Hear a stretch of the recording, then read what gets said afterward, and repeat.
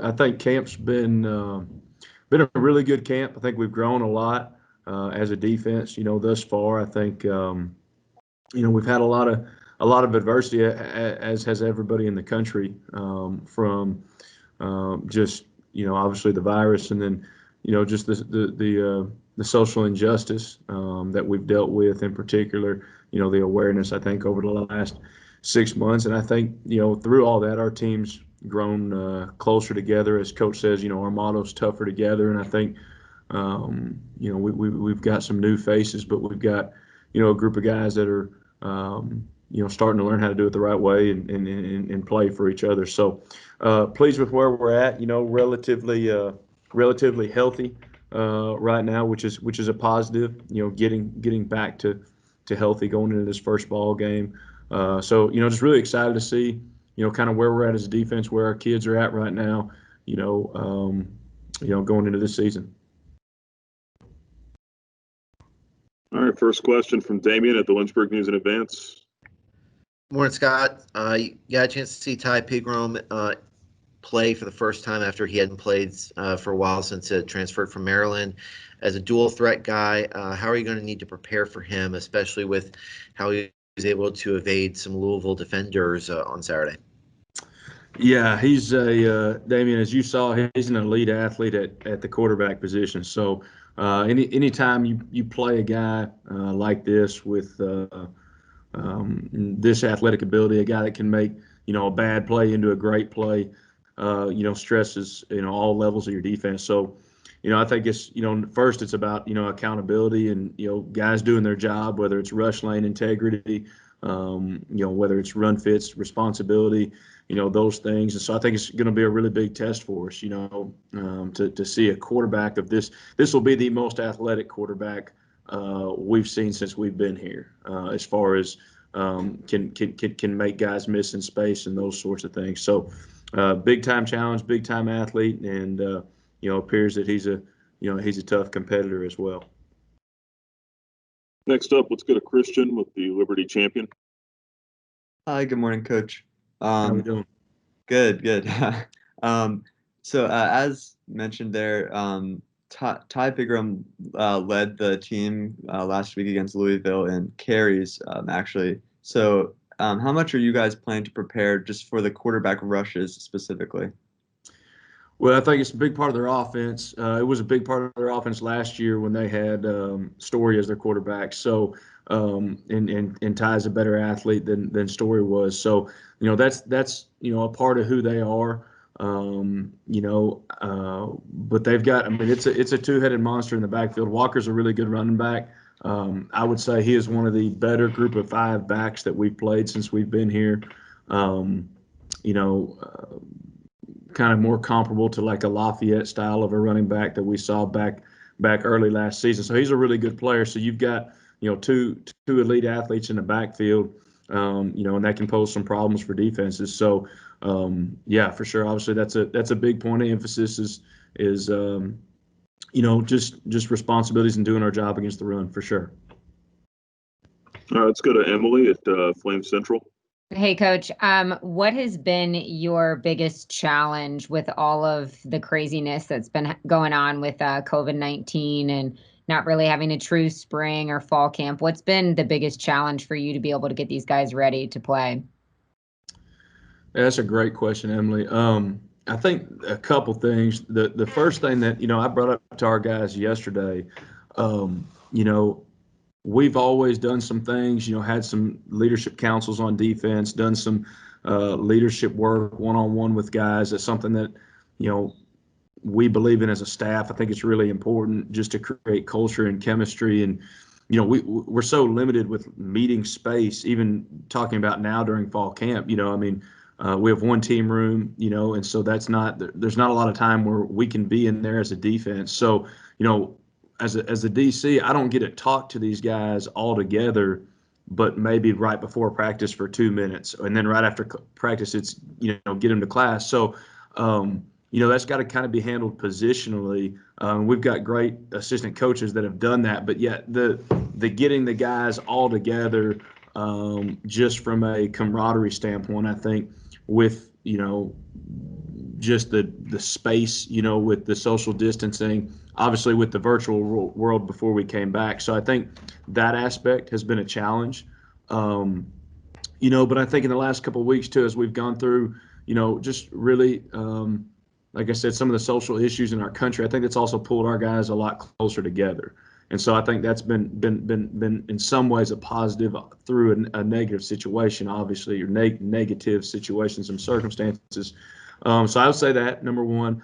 And then, I just think, Emily, when you go, this isn't standard for anybody because nobody has the same rubric, right? Some kids might have missed 21 days of summer workouts. Some might have missed 40. So how do you compare, when, maybe the school you're going against hasn't had any cases, so the conditioning aspect with that, I think, as you go through camp, and we've had to just, really take it slow with our guys as we've tried to monitor and build them up, towards the end of camp.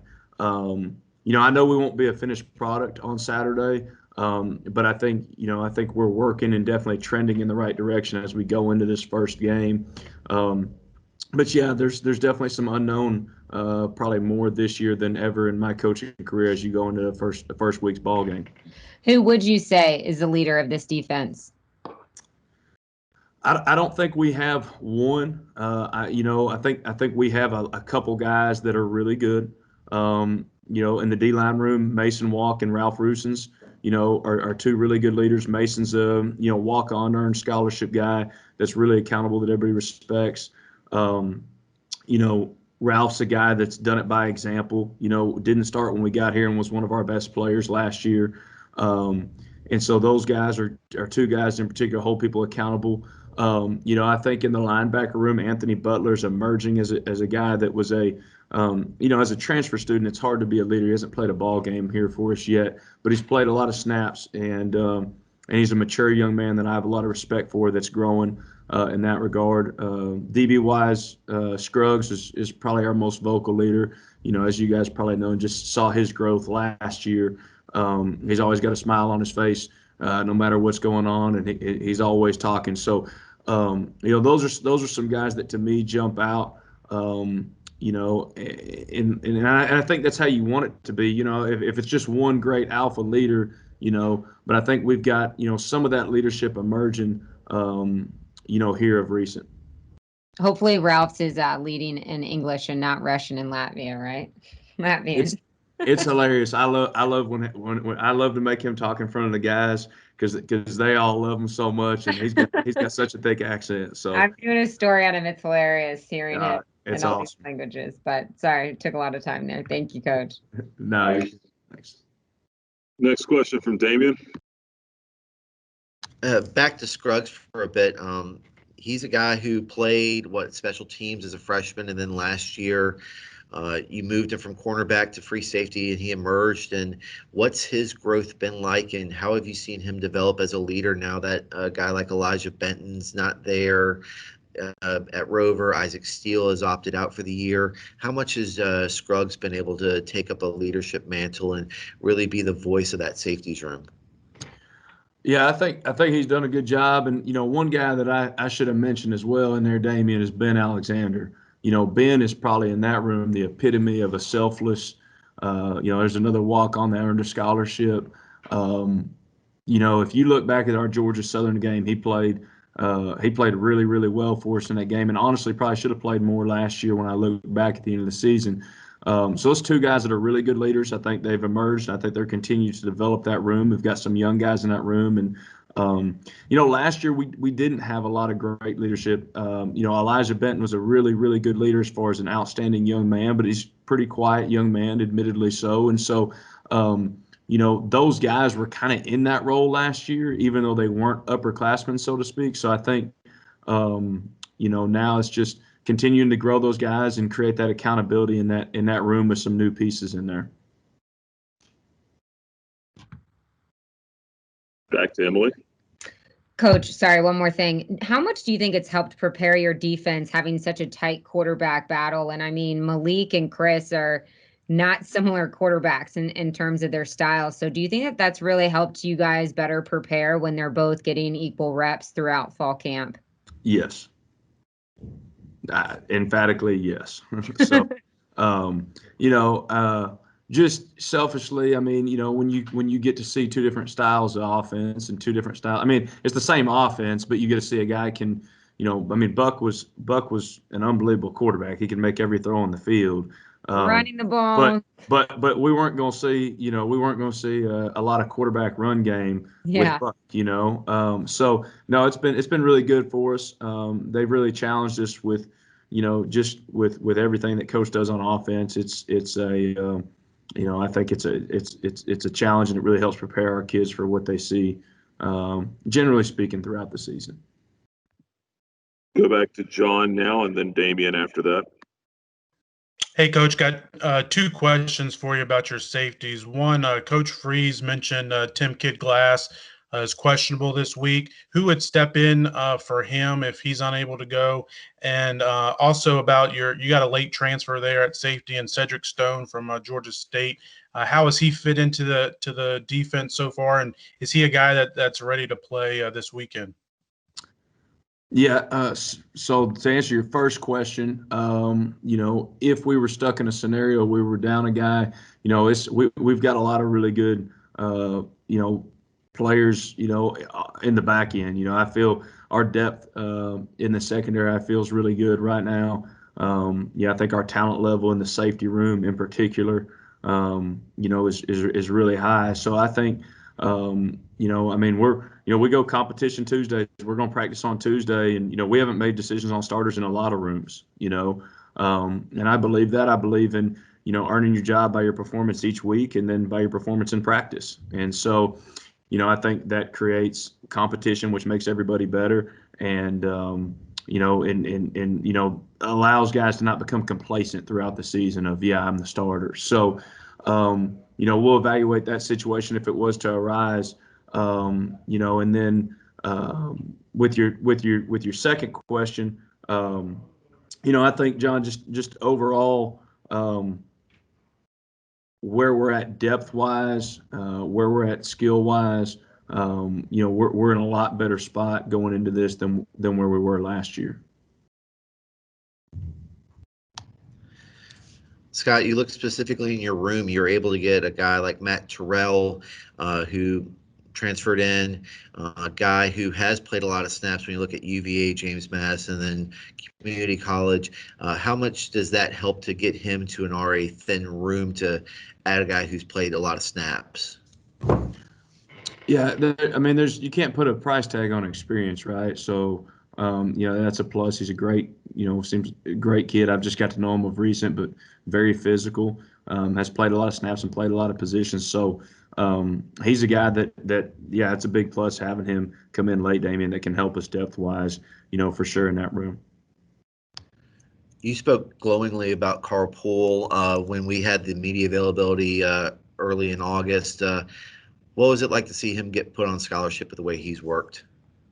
Yeah, I was really happy for him. He deserves it, well deserved. It's not, was not a gift by any means. He earned every bit of that scholarship, and will continue to earn it in the next, 4 years here. I have no doubt. So, it was really awesome because I was involved.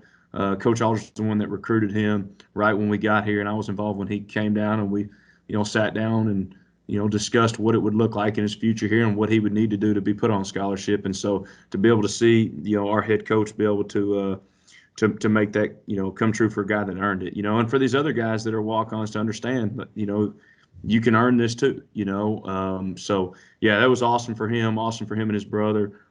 Great family, like I've said before. And so, it was really fun to be able to watch and see that.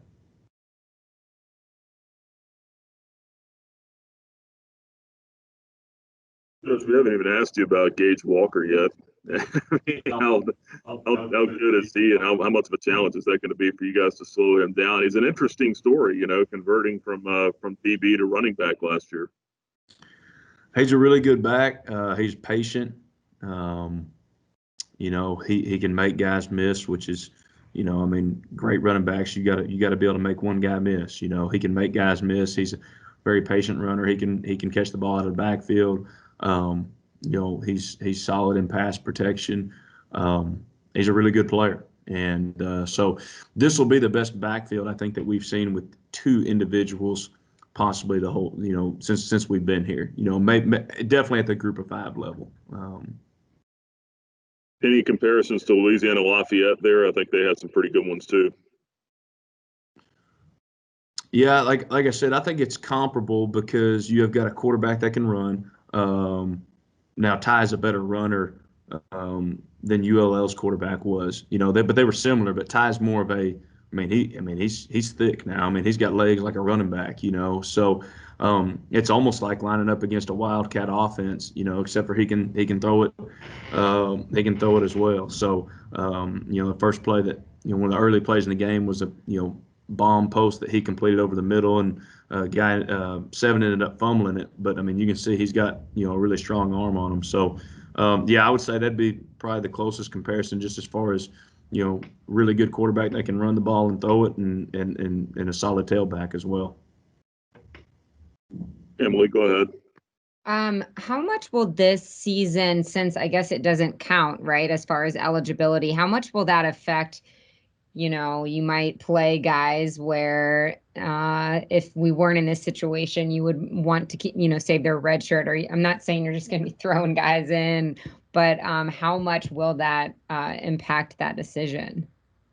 Well, that's a good question. I think I don't think we have that luxury yet in a lot of cases, anyways. Here, so like last year on defense, I would have loved to have redshirted a lot of these freshmen that had to play, but we had to play them. And so even if a guy was second string to kind of third string, but we got to have. We just didn't have enough depth in the program. So I think because of that, this is a big positive for us. I think as a program, it's still transitioning to be able to have the option for some of our players that would like to come back and play another year. It's been discussed with a lot of those guys already, so we kind of know where their mind is as we can plan forward recruiting wise. But I think that's a huge plus for us and an advantage from the standpoint of we just don't maybe have as much depth as every school in our program.